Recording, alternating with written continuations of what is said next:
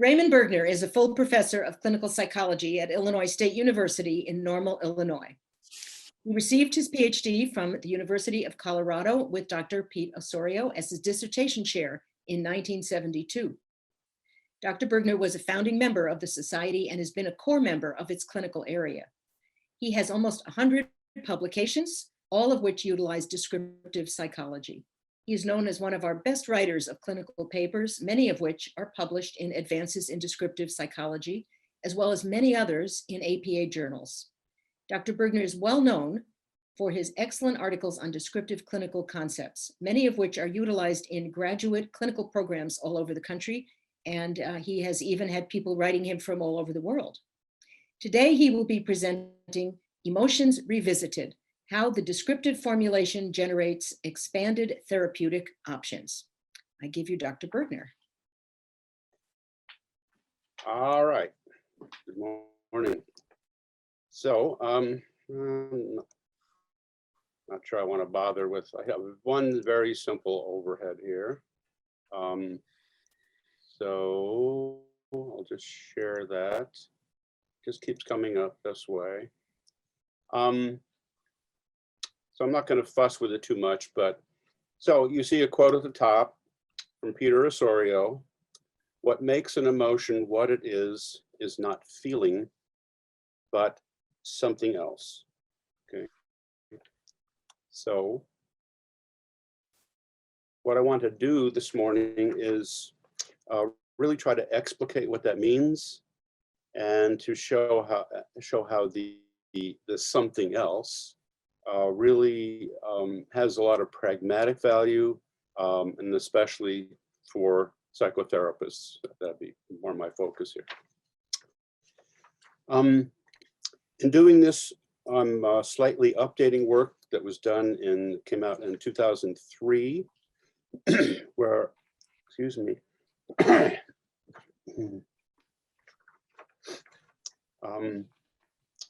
where my purpose was to introduce Pete's thinking, descriptive thinking, to a broader audience, a broader national audience. Okay. So the prevailing conception of emotions, I'm not going to go back to the overhead today, terms like fear, anger, sadness, within psychology, as it has been for over a century, is that emotion concept designate certain kinds of inherently private affective experiences. In other words, feelings. So emotions are feelings, they are affects, they are subjective experiences. Philosophers have a term, qualia, which I know years ago was described as raw feels. They are qualia, okay? And they are inherently private. If we have a feeling, we know what it is, but nobody else can directly observe that feeling, okay? So in psychology, definitions are all over the map. Psychology really struggles, as I think all of you will agree, with conceptualization.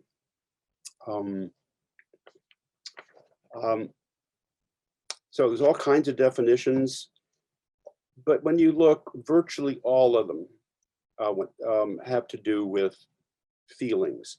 And when people are doing other things, they don't really define emotion, but they're talking about the causes of emotions and what facial expressions match which emotions, and clinicians are talking about getting in touch with your emotions, etc. And you look, what they mean is feelings, these private affective experiences. The only exception I know, a pretty clear exception, is a man named George Kelly, who maybe we can talk about him later, but I won't go into what he said. But he's the only person I know who defined emotions in a way that was not, they were not feelings. Okay. So I won't go back to the overhead, but the major heading there is, so what is wrong with the standard view? What is wrong with this picture? And my argument here is that emotion terms could not primarily designate private feeling states. Okay. They could never have made it into our language if they did, but they are in our language, so this feeling position couldn't be true. Okay, my favorite argument comes from to this effect, comes from a British intellectual figure from a few years back named Jonathan Miller. He's a great fun, very interesting guy. You can still see him on YouTube, on the Dick Cavett show and things like that. Anyway, so I call his argument the paint chip argument. So supposing I'm redecorating and I want to maintain my current wall color, okay? But I need to, I need to repaint. I want to get a new chair and some curtains, and so I get a paint chip and I take it down to my paint store and I say, say to the clerk there, I want to match this. And so it's a woman, she looks at it and she says, oh yeah, I think this is, I think we have this very color. It's called autumn gold. Let me see. She takes out her swatch there and she holds it up, and by God, they're the same. Okay, so we've matched. All right. In contrast, supposing I wake up one morning and I have this unusual feeling. It's really kind of a novel feeling. I've never felt this before. And, and I have this thought, maybe I've discovered a new feeling here. And, those astronomy guys, when they find a new star, it's pretty exciting, and they give it a name, and they often they name it after themselves, so I'm going to name this novel feeling I'm having. My initials are RB, so I'm going to call it RB. All right. So now, I want to know, does anybody else have this feeling? So how can I find this out? Well, there isn't any way. There isn't any way I can go to another person, take out my feeling and say, do you have one that matches this? No way to do that, okay? So there's no way that the word RB could ever enter the language, because it's not shareable, it's not public. Nobody else could possibly know what I meant by this term, right? Even if I did link it with something, it's what you feel like when, they still wouldn't know if they have the same feeling. Or even if we did an MRI and we said, oh, there's some matching, matching indices here for the two of us, still wouldn't know what they're feeling. Okay, so this thing could never have become part of a language. Okay.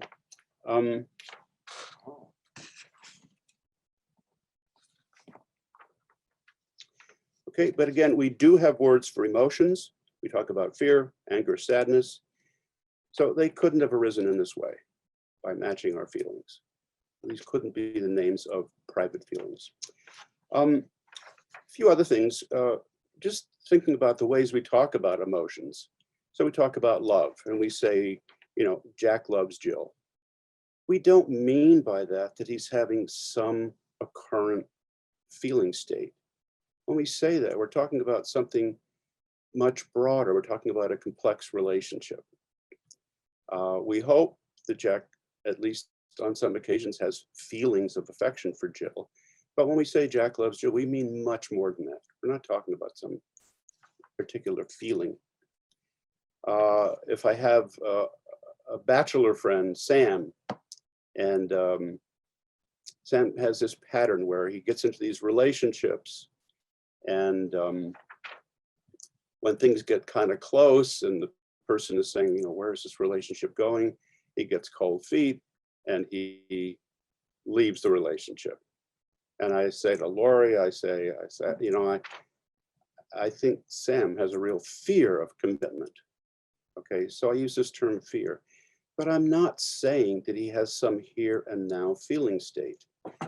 I'm saying that he finds commitment threatening.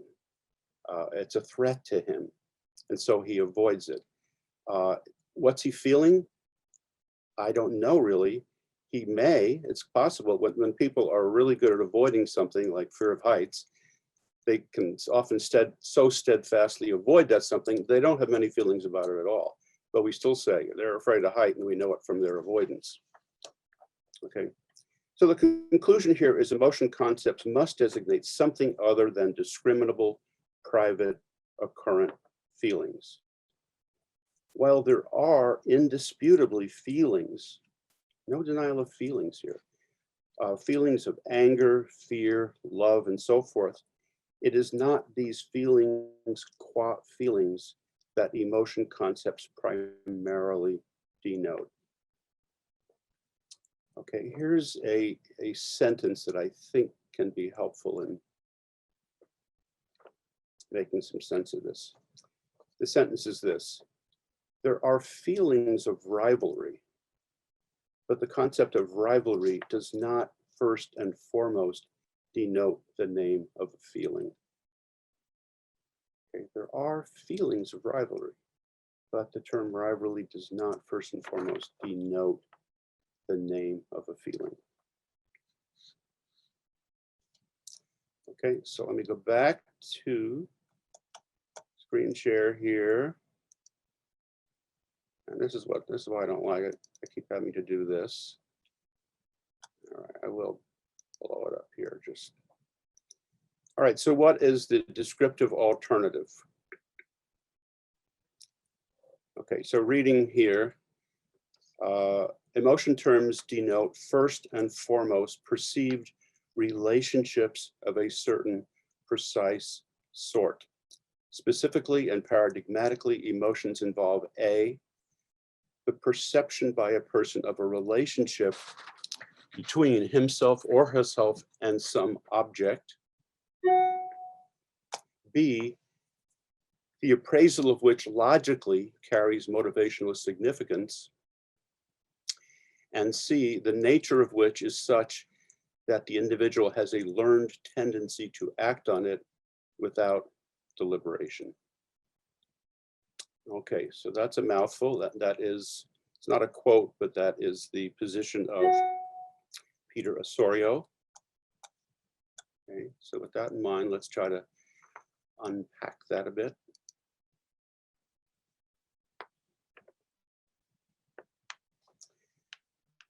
Okay, so first part, it says perceived relationships of a certain precise sort. So I'm going to read a bit here. Emotion terms denote first and foremost perceived relationships of a certain precise sort.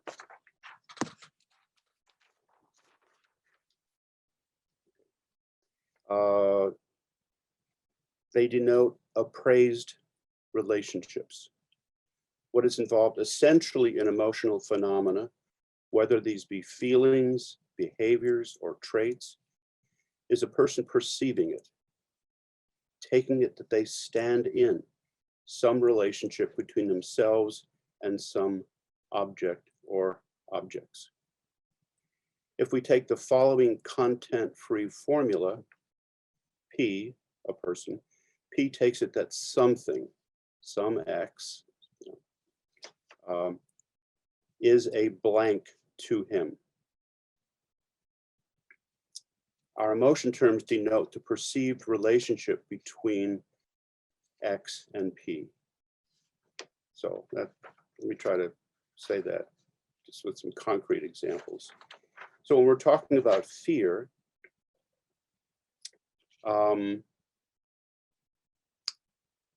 we have X, so some state of affair, some person, barking dog. William James talked about an onrushing bear. He liked that example.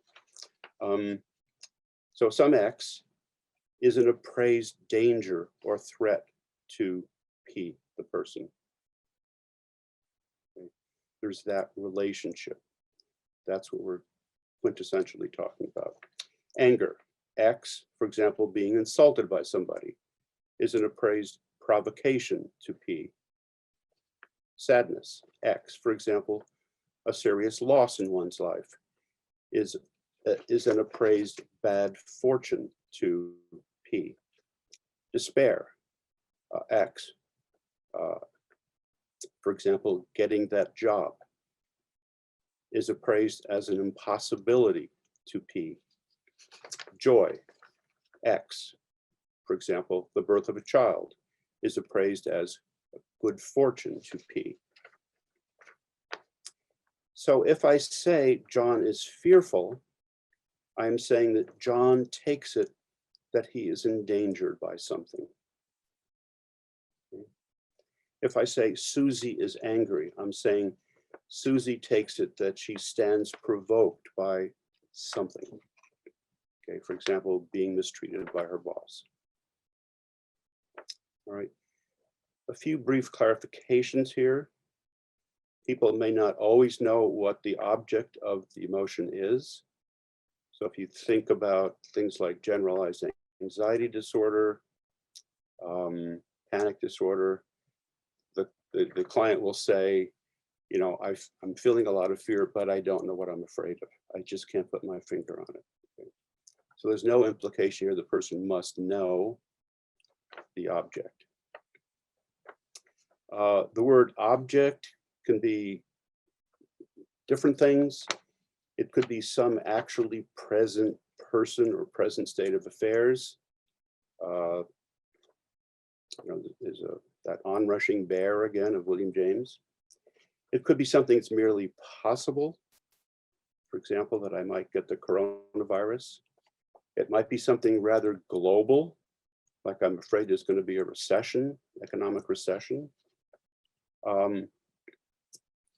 Or it might be not just about me, but about something important in my world. So for example, I might be anxious, I might be fearful that my daughter will lose her job. Okay, so object can take a lot of different forms here. The second thing in that statement from Osorio, it said the appraisal of which logically carries, the appraisal of this relationship logically carries motivational significance. So, to see something as a triangle is to see it as a three-sided, two-dimensional, enclosed figure. To see a person as a bachelor is to see that person as unmarried. The relationship between the two terms in each of these cases are logical, not empirical. In the same way, to see something, William James Bear again, his onrushing bear, to see something as a danger to me is to have reason to escape or avoid it. To see something being insulted or cheated as a provocation to me is to have reason to be hostile. To see something, for example, winning the lottery as good fortune for me is to have reason to celebrate. It makes no more sense to say, I saw that bear as a genuine danger to me, but that gave me no reason to try to escape, than it does to say, I saw that person as a bachelor, but I did not see him as single. To anticipate a possible misunderstanding, the claim here is that the kinds of discriminations at issue in emotions convey reasons to act, but not that the person will necessarily act. So having a reason to do something is different than, doesn't mean you necessarily do it. We have lots of reasons to do things and we don't do them. So same thing here. They convey reasons to act, doesn't imply the person is necessarily gonna, engage in that action. Final clause in that lengthy sentence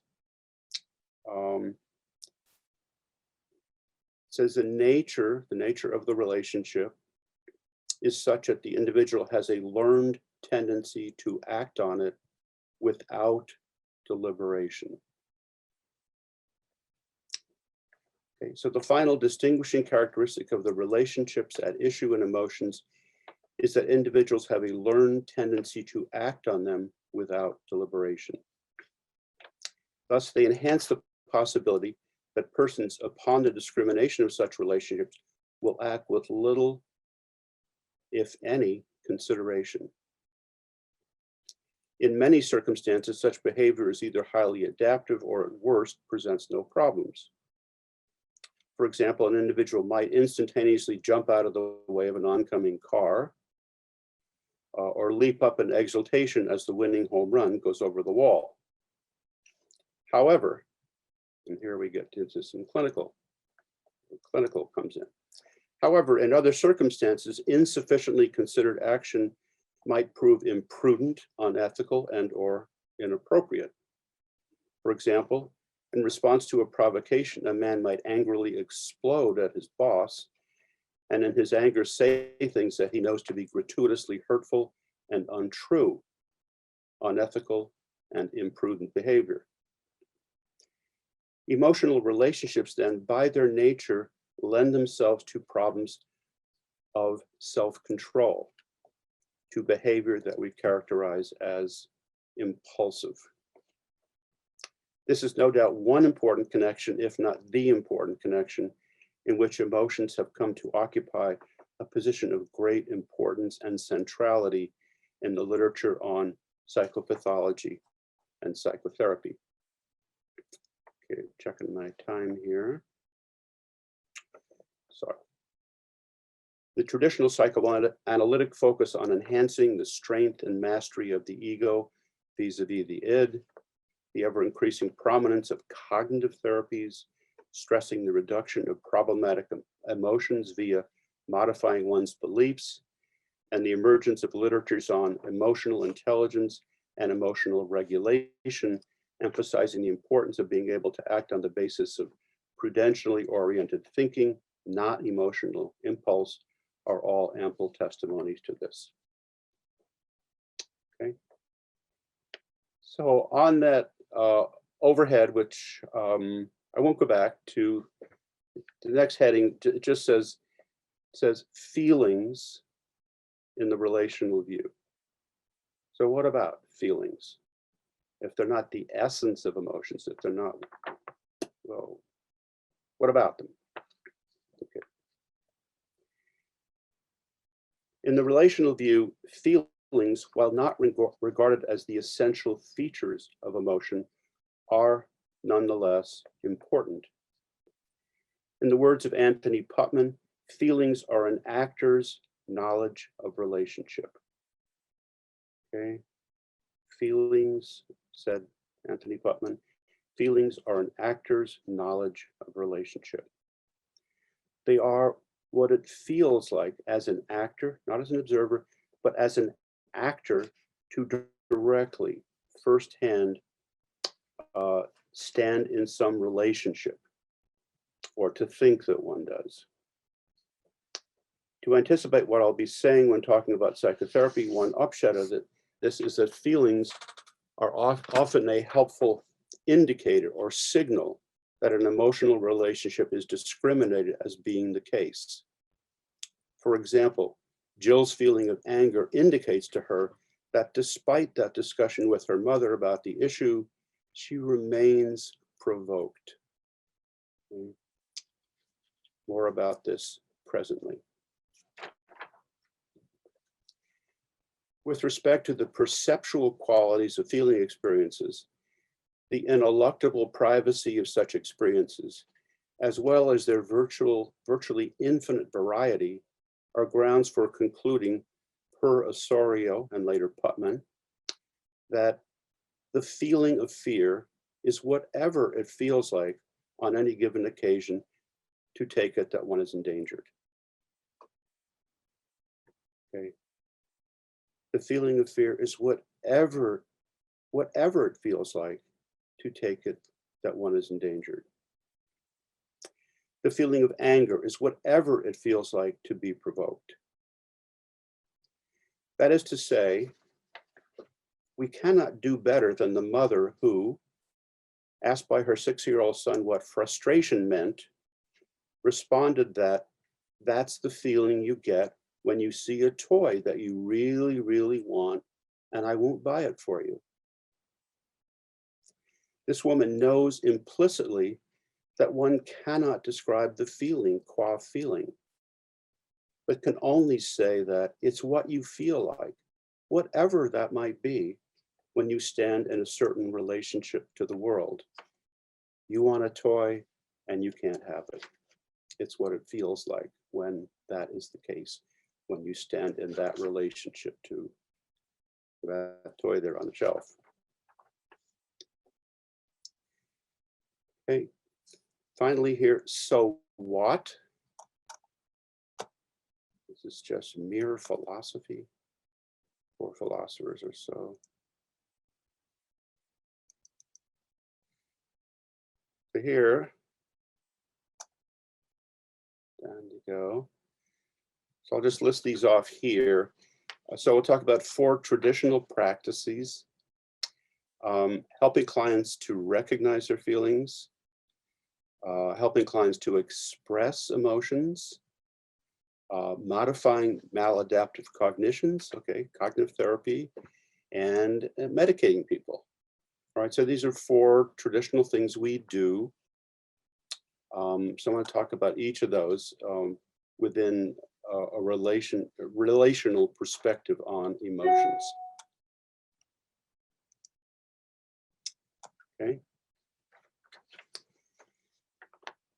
So traditional practice, helping clients to recognize their feelings. One of the most time-honored and broadly accepted of clinical endeavors is that of helping clients to recognize their feelings. That is, helping them to become aware of and identifying the nature of the emotional experiences going on within them. In contrast, being out of touch with one's feelings is being alienated from or ignorant of one's emotional experiences. Within the relational view of emotion, helping clients to be aware of what they are feeling would remain, in many circumstances, a well-justified practice. It would remain so, however, not because there's anything of intrinsic value in feelings qua feelings.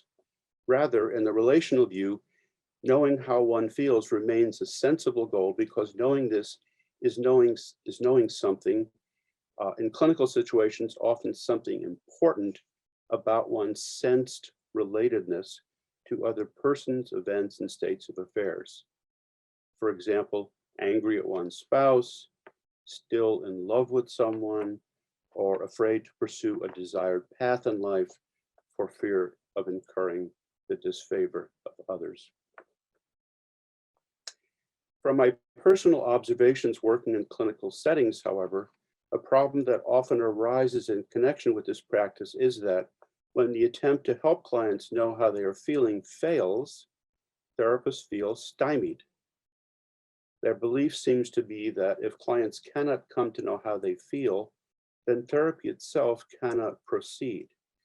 The oft-heard lament is that this client is so incredibly out of touch with himself, I just don't know where to go with him.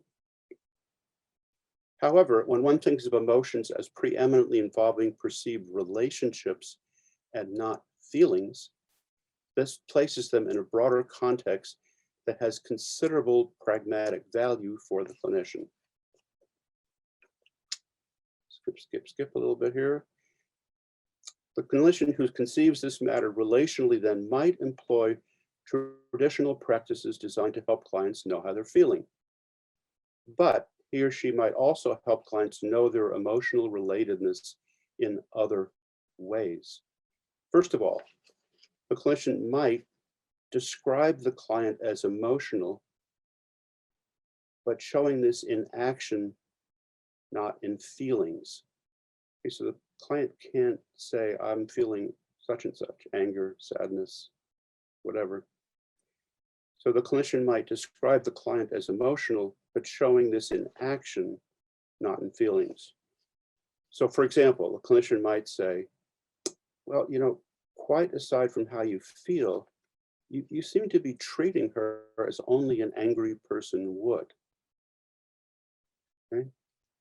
Or another example, I think your steadfast avoidance of him suggests fear more strongly than any feeling could. Okay, so you describe in terms of emotional relationships with the person.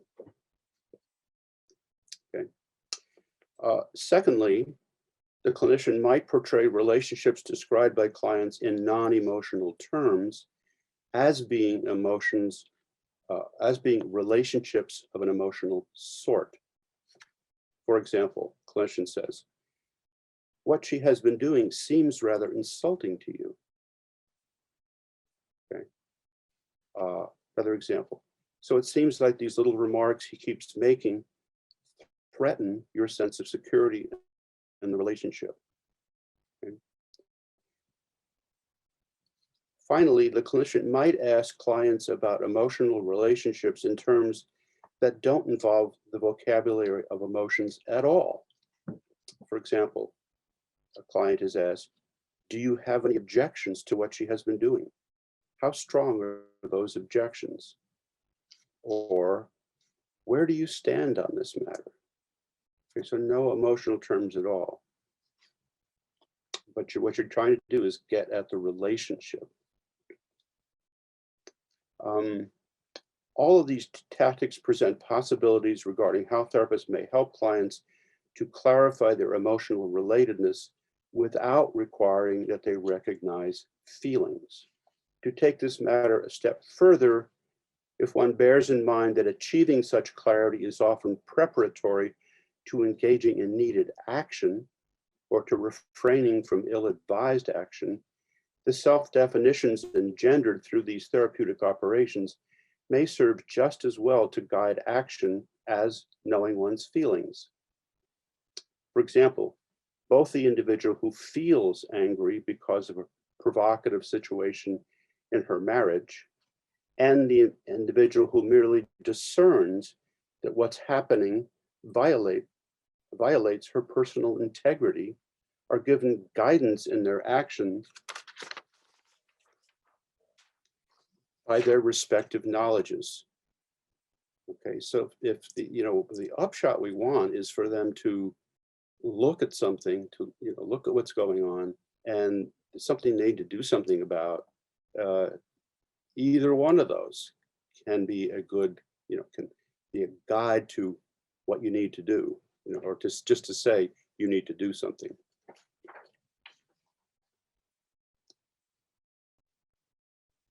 Okay, so the second traditional practice in that list was helping clients to express emotions.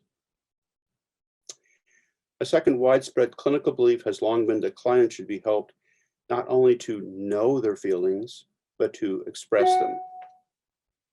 Now here you might just note briefly that that's not even true if you want a general theory of emotions. So people are often encouraged to express grief, anger. They're not encouraged to express jealousy, for example, or most other emotions. So it's just a few select ones where this is the case. All right, so this is kind of a long section. So I'm just going to pick up on one aspect of this. So expressing emotions. Well, we know sometimes it helps and sometimes it doesn't.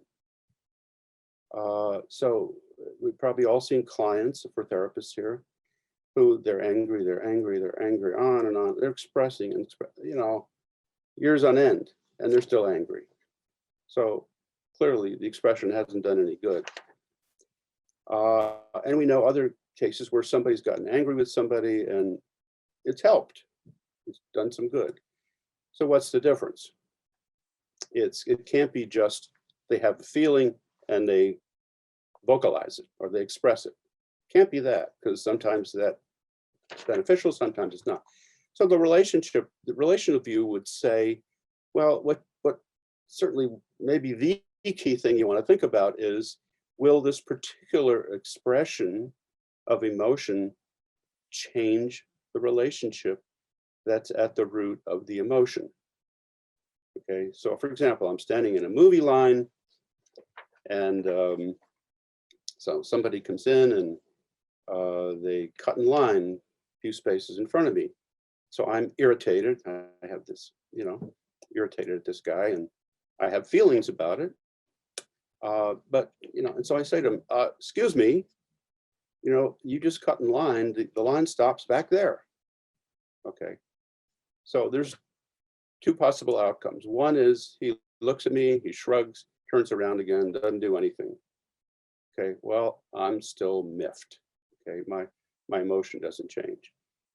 Or, the other outcome might be he says, "Oh, excuse me, I didn't see. Thought the line started here."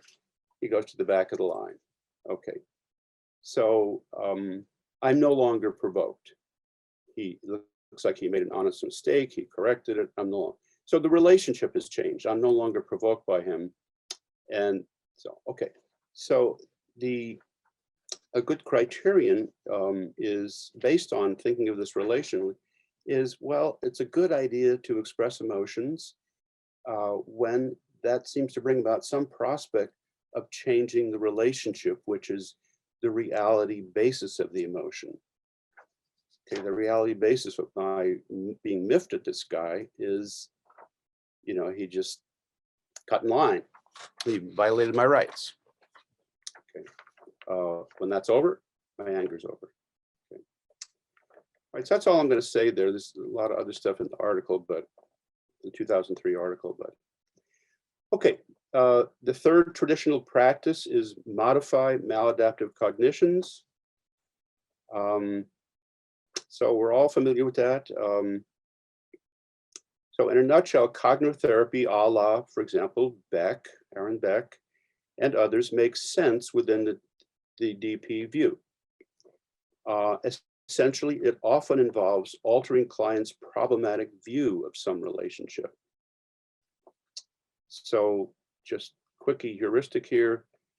P came in thinking it was a real tiger, and through cognitive therapy, they realized it was a paper tiger. They're not scared anymore. Okay. Okay. So that's good. What they took to be a threat, they found out wasn't a threat. Okay. So their perceived relationship changed, and thus their emotion.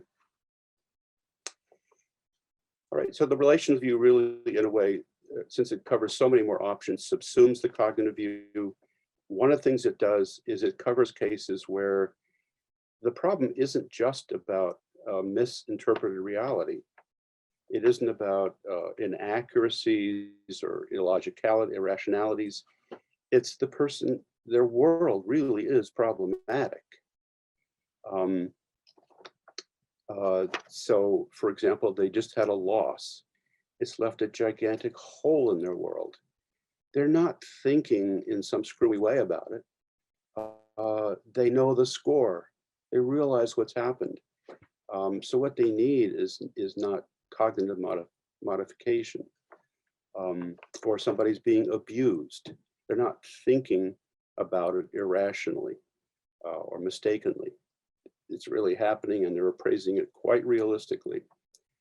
So the relational view covers all that kind of stuff in a way that cognitive doesn't really.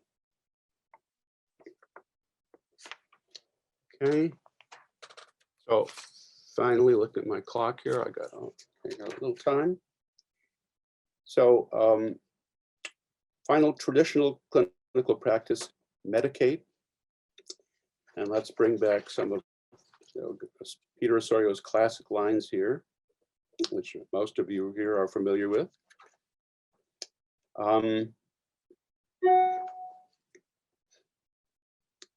Where painful emotional states such as depression and anxiety are concerned, the basic goal of pharmacological interventions is to reduce or eliminate such states. The relational view of emotions has implications for policies regarding when such interventions are well or ill advised. Okay. First minor heading here, misuse of medications. Consider the following simple heuristic from Osorio. A lion walks in the room. You feel scared.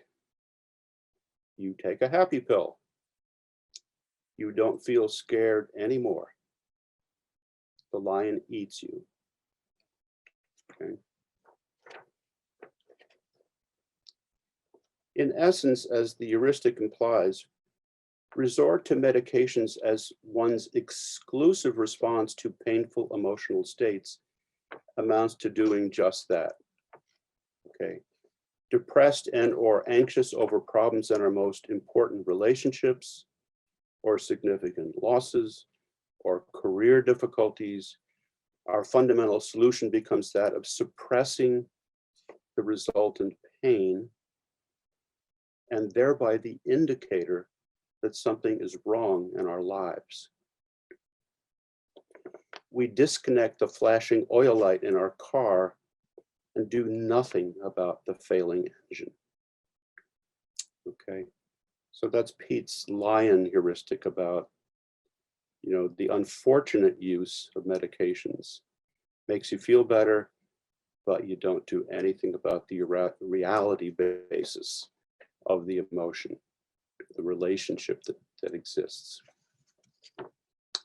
The constructive, second and final subhead here, the constructive use of medication. A second simple heuristic again from Osorio. A lion walks in the room. You freeze in panic. You take a happy pill. You unfreeze. You run out the back door and escape the lion. At times, emotional states such as anxiety, depression, and grief are of such proportions that they are immobilizing. They prevent persons from doing what they need to do to deal with the reality basis of their emotions. In such circumstances, medications are often extremely helpful in reducing the emotional state and its paralyzing effects. However, in this instance, as the heuristic suggests, they would ideally be part of a two-pronged strategy. Get mobilized and deal with the lion. Get mobilized and deal with the state of affairs in your life, which is threatening you, which is a danger to you. Okay, so that concludes my discussion